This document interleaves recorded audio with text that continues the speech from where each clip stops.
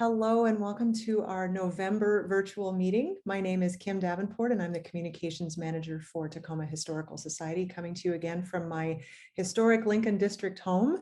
And this month we have a special guest coming to us from California, Donald Christian, who is going to speak to us on a theme very much related to the upcoming Veterans Day. He has been researching his father's story, which began with his military service during World War I, and has some never before seen photographs to share with us to tell that story. So let me just begin by introducing Donald and thank you for being here. And if you could tell me a little bit about how you got into this research and a little bit more about your father's story. Thank you, Kim. It's good to be here. So my father was born in 1896 in Texas. I was born in 1957. He was 60 when I was born, and I never really knew him. I was born in a turbulent time. When I was 10, he was 70, and it was the 60s, and so I never really knew my father. There came a point where he passed away. He was 91, and about 2 weeks after he passed away, my mother came to me with this photo album and a manila envelope and said, "Dad wanted you to have this. He said you'd know what to do with it." Took a quick look, boom, into storage it goes for almost 25 years. Married, divorced, jobs, raised a kid, all that stuff. In 2010, I found myself separated, was going through my stuff, and I realized we were at the centenary of World War I. And I had a flash, gosh, that photo album. So I went and got the photo album. 250 photographs of World War I are in here. I haven't been seen for over 100 years, so I began to look at them and research them. This thing is falling apart. It's so old. I can't even open the pages. But you can see that each photograph has white ink and lettering and details. So for several years, I began to research World War I, and I found out that my father was among the first 75,000 troops to go to France in late August of 1917, even before anything was happening with the US. The 7 Western states, let me step back. He was born in Texas in 1896, moves to Nevada in 1907. He's now 11 years old. Begins to work for a fledgling company called the Western Pacific Railroad, his first job. In 1917, he goes to his boss and says, "Hey, the war is happening. I want to serve my country. Can you hold my job?" They couldn't guarantee it. Boom. So he leaves, goes for 2 years, comes back, picks right back up with the Western Pacific Railroad until he retires in 61. So there's that. So the finding of the refining of this album in 2011 and the subsequent research took me several years. As I began to research it, I found out that just about every regiment that served in World War I, when they came back, they all wrote a personal history, a book about their particular place in history. So it was the 18th Engineers. The 18th Engineers were out of Camp Lewis, American Lake. They were initially the 8th Engineers, later designated the 18th Engineers, 6 companies, A, B, C, D, E, and F. So I looked for years for their history, couldn't find it. One day I found this book in the UK. Sure enough, it's the only one of my dad's history. Began to read it, and I realized, you know what? I need to do something with this. So I did my due diligence. I tried to find out the publisher. Everybody's dead. So I republished the book with a picture of the docks that they built. My dad's particular job, he was Company D. They were tasked with building a massive dock structure at Bassins, France, 6 miles above Bordeaux. 10 ships end to end could berth and offload, railroad track systems, storage, big loops to other storages inward, everything heading to the French front, to the war front. An incredible job. My dad, I don't think, ever left Bassins, France. He never got to the war front. What he did was just pound pilings and build stuff.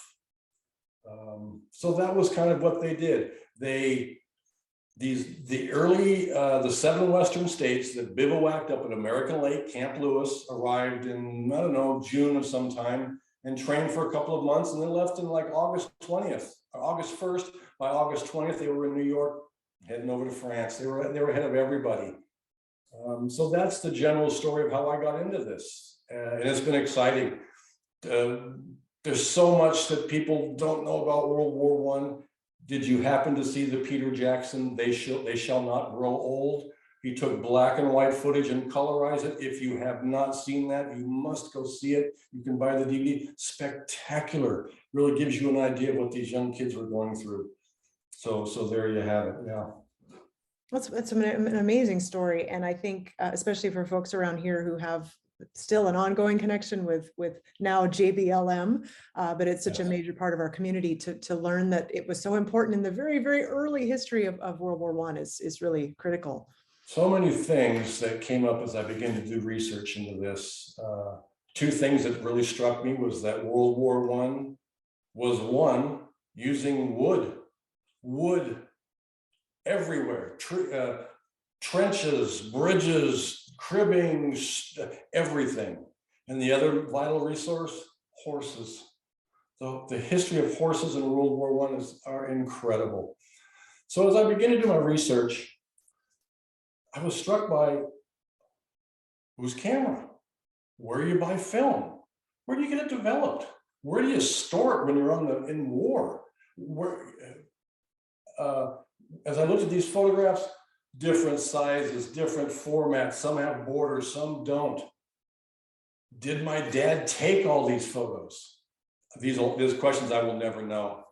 The one thing that we had talked about earlier, Kim, was the fact that the names, dates, places, and times in this album is going to allow me to hopefully connect other relatives with photographs of their relatives in World War I.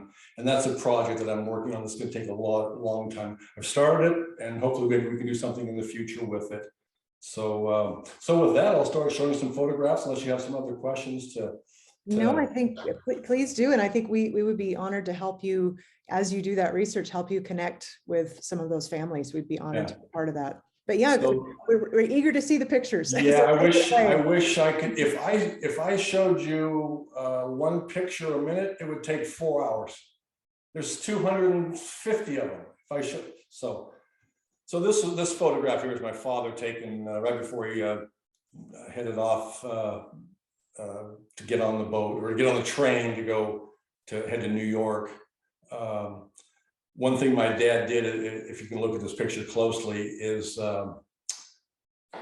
he went back over his lifetime in this album and kept writing dates. He would write the same date, but 3 different times on the photograph as his memory jogged. I don't know why he did it. My dad was very, very fastidious in details, and it shows in this album. And the man that I grew up with, everything was organized and in its place. So very amazing. This is a postcard that my dad sent to his girlfriend at the time. And it says, "Dear Avis Wisner." She's actually a Tacoma resident, and I have photographs of her and a lot of history around that particular family's name. It says, "Dear Avis, here is a picture of a pack of Company C just after receiving their first shots, June 19th, 1917. Notice marks on some of the boys' arms. Looks like blood, but nope, only iodine, Earle." And as I look, this guy right here is my dad, that guy right there in the front. But there's a guy up here, got to be in his 50s, if not 60 years old, when you look at his face. And as you look closely at these pictures, you can see some big splotches on their arms, and hopefully we'll be able to see that in the edit. So that was the beginning. There's a couple of photographs, again, really poor quality, just a faded out, no faces are visible, just a bunch of guys standing there at Camp Lewis. Some of these others we get a little better. This is this is Company D, squad number 1. And again, don't have the names, but a fairly, good picture of guys, in training with the standard uniform of the day, the gaiters and what have you. And I'm not sure if my dad is in this photograph, if he took the photograph. I can't identify the face, so it's a little bit maddening. So these are much better. Now this is American Lake. This one I love. And when you put this up, you can put a lot of time into this. So what you have here is Company D, E, and F on a 10-mile hike around American Lake, July 10th, 1917. The 2nd Battalion was the huge group of all the companies, was a battalion. So as you look at this photograph, you'll see hundreds of men walking away from the camera, but you'll see a guy in a black suit with looks like a briefcase walking towards the camera. I do not know what that guy is. I have looked at that picture forever trying to figure out what could he possibly be doing with these guys. The dusty conditions, you'll see the fence and, just the details of these guys going to war. For those that are into the weapon portions of the show, the rifles, I think they're 1906. Some of these guns might have been from the Civil War, if I understood some of the literature and research that I've done. And this one says Company D watching Company F at skirmish formation July 14th at the target range, American Lake, Camp Lewis. And you can see dozens and dozens of rifles. So people were smoking pipes. Some guys have an 18-inch dagger on their belt. You'll see that in the photograph as you look a little closer, and you can leave that up as long as you need to for that effect, Kim. So there's that. This is a good one that shows, let's go eat. When do we eat? Company D and E. Now look in the background, tents. You'll see poles with wiring with probably rudimentary lighting. None of the barracks were built at this time. They were all in camps. That's all research that's pretty much out there. You can find that. It says, when do we eat? Company D, ready for eats. And below again, he wrote again, twice, 2 different writings. Company D, ready for eats, American Lake, Camp Lewis.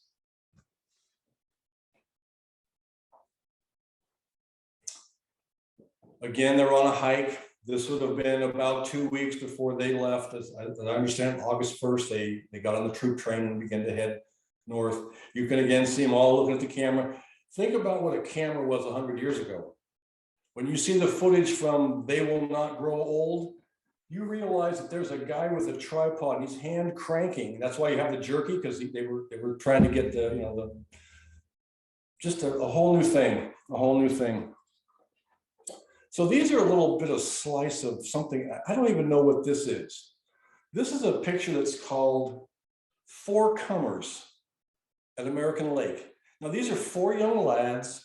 Are they the sons of troops? Are they a scout group? They're dressed up playing, war, if you will. They got their pretend soldier rifles, and they're barefoot. So I don't know what this is, how this picture came to be, what it even represents, but it's just, again, a slice of that reality of that time. Another one that references the horses portion of the show. The 91st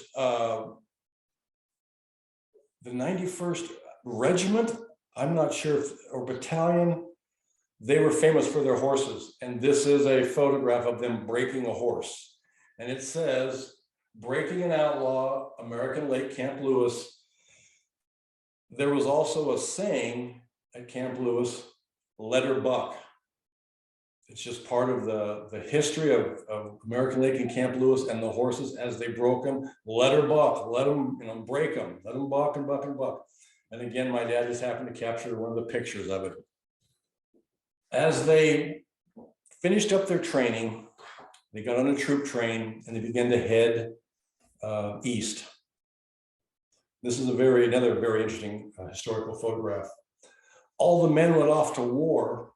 The women stepped in and did the men's jobs. What you have here are women railway workers. Railway shop girls, the Northern Pacific Railroad, Vasco, Washington. And they call them shop girls. And these girls look like they can take care of business. They look like they're ready to, they're dressed up for biz, no nonsense looks on their faces, and, just get her done. Just another little slice of history. Love it. As they headed out, they only made 2 or 3 stops. One was in Minnesota, one was in North Dakota. So, Lake Pippin, Minnesota, pup tents, that's what they slept in. At Lake Pippin, just before a rainstorm. And then this most interesting photograph. So what my dad did is he took a picture looking down the row of tents, and then he just pivoted and looked down the other row. Well, here's the other photograph, but it's a superimposed photograph of the first one. The first one, the second one are superimposed, and it's just the same one. And again, it just shows you how rough it was. We have no idea. Just one thing that I was really, I won't show them in these photographs, but when you get to Bassins, if you wanted to cook some food, you had to go to the wood pile and cut some wood. You want to be warm, you had to go to the wood pile and cut some wood. So there are several photographs. My dad did KP duty, massive pile of wood. He's got his guns, he's 21, he's got his axe, and there's 2 or 3 pictures of him, and they're all smiling, looking at the camera, and they're just earning mine, is what he said. I'm earning mine. Mandan, South Dakota is how this is labeled. I believe it's North Dakota. So this is the troop train, and that first man that you see in the window is my father, and there's women there. And these are probably the last women they were going to see for quite a while as they headed off to war. So that was interesting. He took several photographs of that. They greeted us at the depot at Mandan, South Dakota. Big smiles on their face. They're all, hey, waving goodbye to the troops heading off to war. Maybe looking for a friend in the crowd. Who knows? It's great stuff. And then this last one is one of my favorites. It's my father, right in the middle there with something on around his neck. I have no idea what that is, but it's his dog tags. I've just looked at this picture so many times. There's my dad heading off to war, maybe not coming back, you just not knowing. The caption says, "Leaving American Lake, 1917, arrived September 1st in Bordeaux, France." And this was the last picture that references being in the States before they did head off to France. So amazingly, there's only one photograph that my father took of the actual construction of the docks. Those are those are derricks that are supporting the pilings. One of the fascinating things about this was 13,000 white pine logs were pounded in along that stretch of river, the Garonne River, and they came up out of the mud and leveled it off. And these were all done with steam-powered pile drivers. They didn't have anything coming over from the States other than the pilings, and I think maybe a pile driver. They rounded up 2 more in France. They were stealing, robbing, taking whatever they could to get the job done in the worst conditions, rain, snow. It's really unbelievable when I think about what they did in order to, and in fact, by the time they got done in March of 17, the war was going to be ending in November. So not even much happened. A lot did happen, but yeah. So let's have a little bit more conversation about your ongoing research and ways in which we can help, put people in touch with you if they think they may have, and that reprinting, I would love I'm to. going to send you a link to the place where you can buy this. This is a $15 book. It's a little piece of history. In fact, what you're going to find in here are quite a good number of photographs that actually show the areas that they were in. The actual, let me see, there's some, I'm sure there's some dock building. Yes, there is some dock building photographs in here. Shows the finished dock and what have you. There was a note, in fact, oh, I couldn't find it right now. The book that was written, this original one, there was a note in here that talks about the 18th Engineers were one of the most vital regiments to serve in World War I just because of that infrastructure that they built at Bassins, France.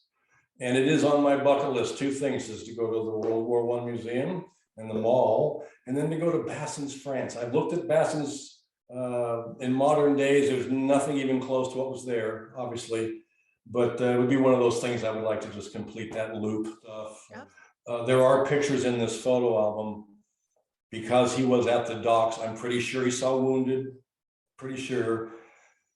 There was a censorship on taking photographs at the docks as they moved men and munitions. Well, my dad has about 10 photographs of huge guns, and he even makes a note in the book, this was taken when there was a ban on such book. So he was risking, you know, all of that. So just little details that make that. And again, I knew nothing about it. My dad never said word one to me growing up about World War I, ever, never knew. He was just this tough guy. I never really knew, you know, just an old guy. What I wouldn't give to have 10 minutes with him. In fact, a year before he died, in fact, I'm going to send you a private link.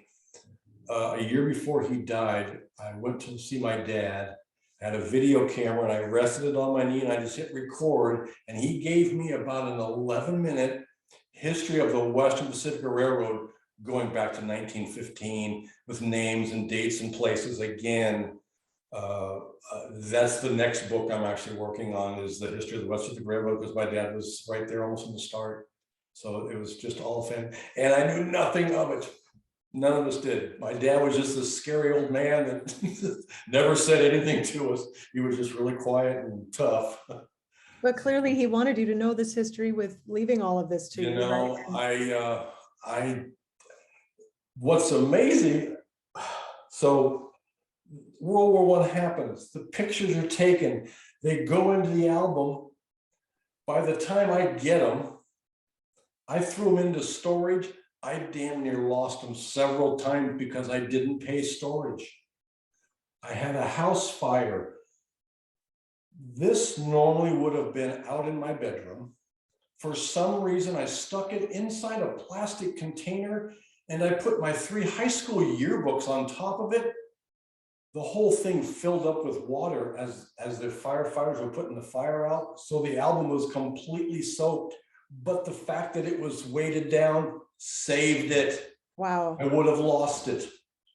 And then the last little bit of that, I went back into my room for about a week after the fire, 18 inches of residue, just a black mess.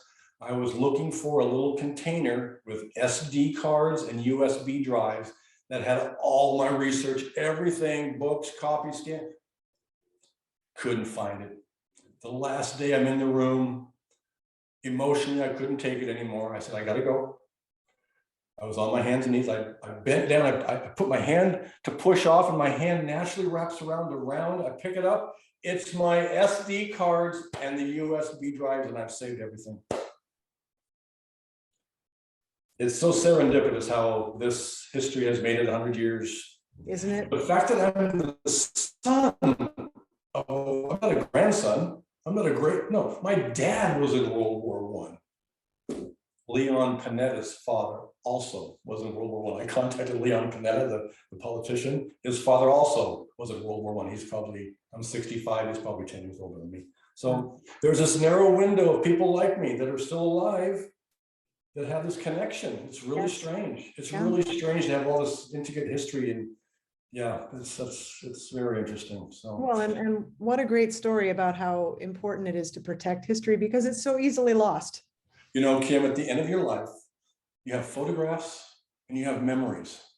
You got that T-shirt from the Billie Eilish collar or the Taylor Swift. It's cool, not so important though.